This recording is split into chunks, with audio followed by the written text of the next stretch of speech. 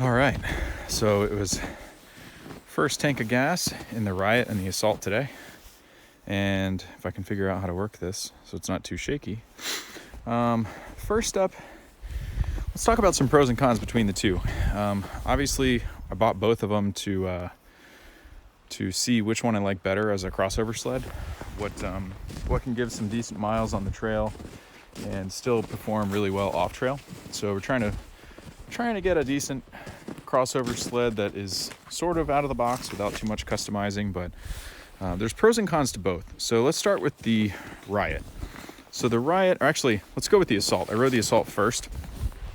Now the Assault, it definitely is, I don't know how to explain it. It's more of a stand-up riding geometry. And so when you first get used to it, if you're not used to that, it has the notorious Polaris ski lift. And I can't work this thing to save my life.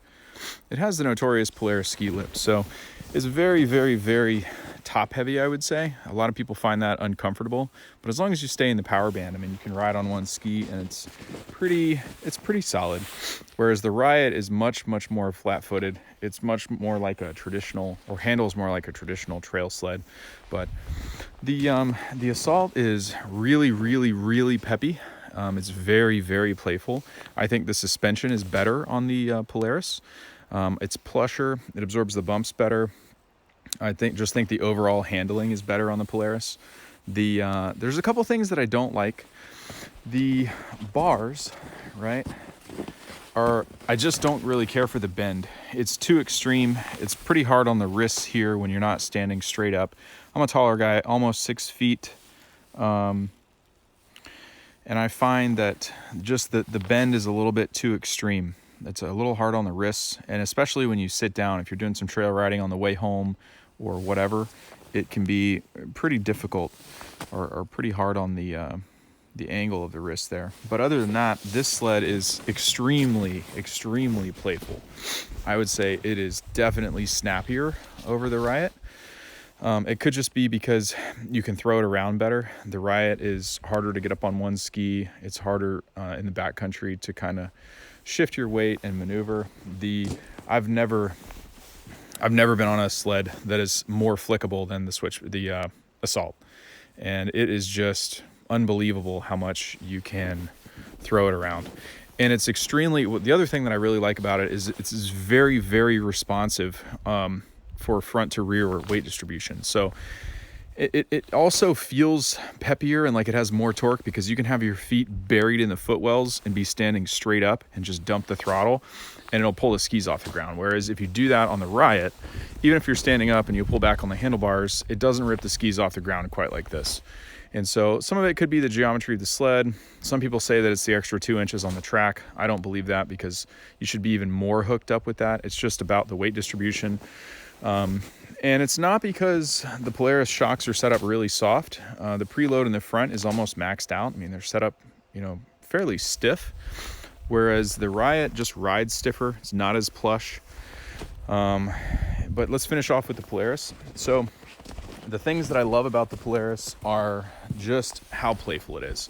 It's probably, I got off the Polaris and I got on the Riot and I was like, wow, this is flat-footed and it feels confident, but it's just boring. Like the overall mannerisms of the sled, I was like, man, this is boring compared to the Assault. That was my first initial impression. Then I rode it some more and I got more used to it, and you're definitely less confident on the Assault for a trail machine. So if you're looking to do mostly trail riding with a little bit of backcountry riding, I would say the average person is going to be happier on the Riot. Obviously, it depends on your riding ability. But there was a couple of things that I had a hard time with on the Riot. So let me see if I can hold the camera and get on here and just hold the sled with one hand. So with the Assault, I may have said the wrong sled just a second ago, but with the Assault, I can just pull it over, right? With it on flat ground. So it's so flickable, and you can't do that. You'll never be able to do that on the Riot. I've tried. The center of gravity is way too low. I'm turning the skis pulling so hard. It's just not as flickable as the Polaris. So some people love that. Other people hate that. It just all depends on you and what you're looking for. Like I said, these sleds, to an amateur rider, you know, to me, there's a huge difference between the way these two sleds feel. They're not even close in the handling department.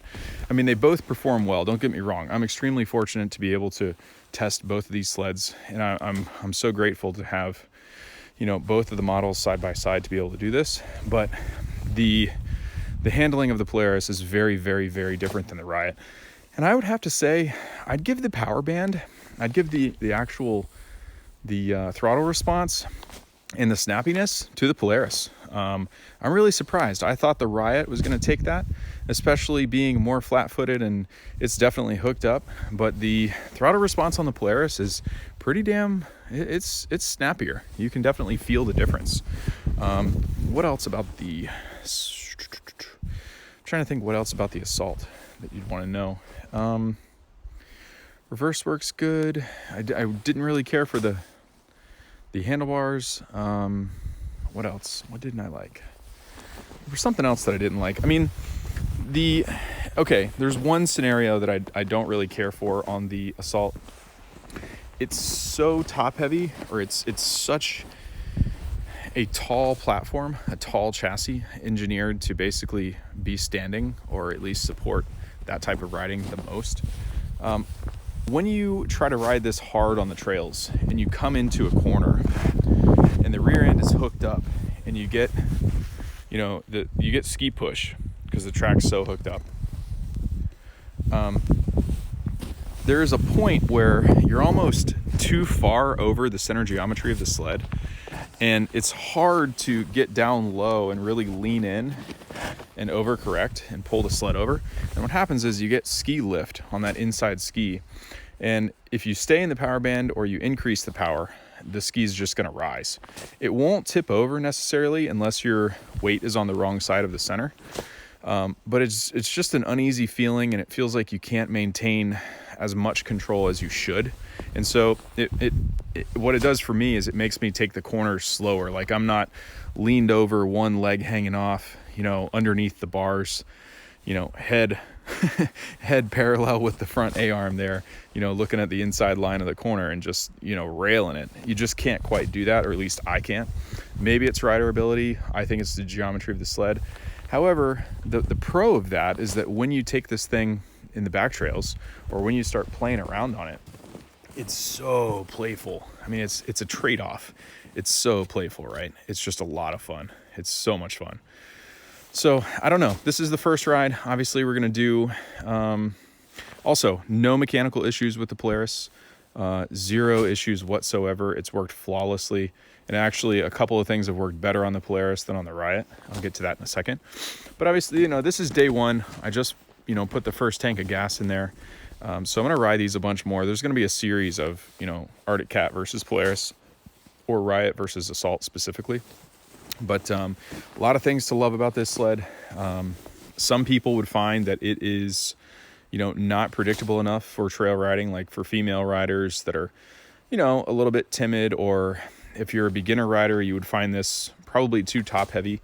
But it's nice if you have the riding ability and you can manhandle a sled, you're gonna have a lot of fun on Assault. So let's go to the Riot. This bad boy, I think, is highly anticipated by a lot of people, including myself. I was really looking forward to getting this. Never had anything like this before. And it's been a year or so since I've been on Assault also. So let's talk about the Riot. Love the styling, love everything, the way that it looks. They did an incredible job with that. It just looks awesome. Some people don't like the green, and they like I don't know what the other one is, the charcoal or whatever the gray is, but I think this looks amazing with the blue rail. We get the blue spindles, blue windshield, blue graphics. Really nice sled, right? It's got a 146 track, so it's technically 2 inches longer than the Assault, but I don't think it feels any more hooked up. Didn't seem to perform in powder any better today. Obviously, you know, this is November, December in Maine, so we're a little light on snow, but we're so lucky to be able to ride it all.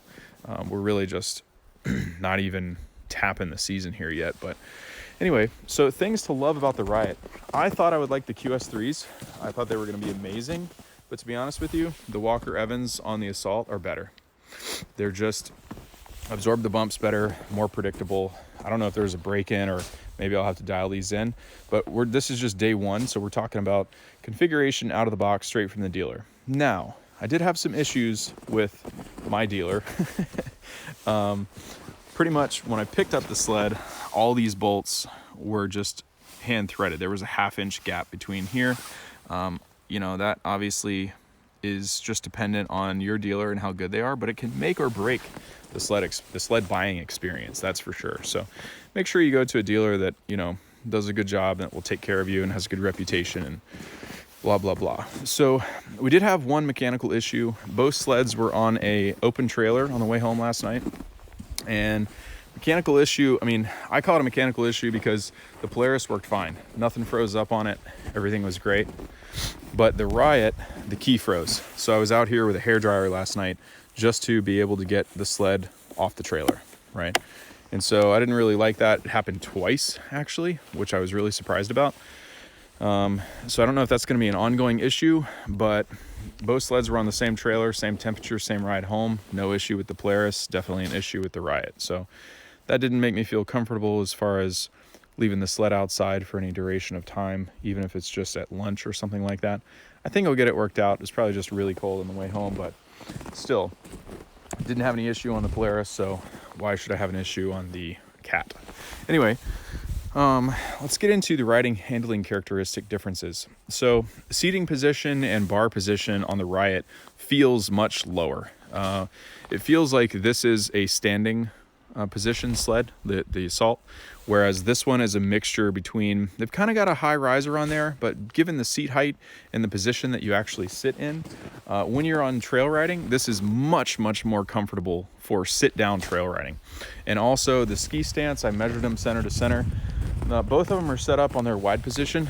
That obviously, the Assault obviously feels much more narrow than the Riot, but the Riot just has a lower center of gravity feel. It feels more planted. You can ride it like a traditional trail sled in the corners. You can really hammer and rail through the corners. Doesn't have as bad of ski lift, but it also feels a little boring when you go to play with it, like I said earlier. And it is definitely not as flickable of a chassis.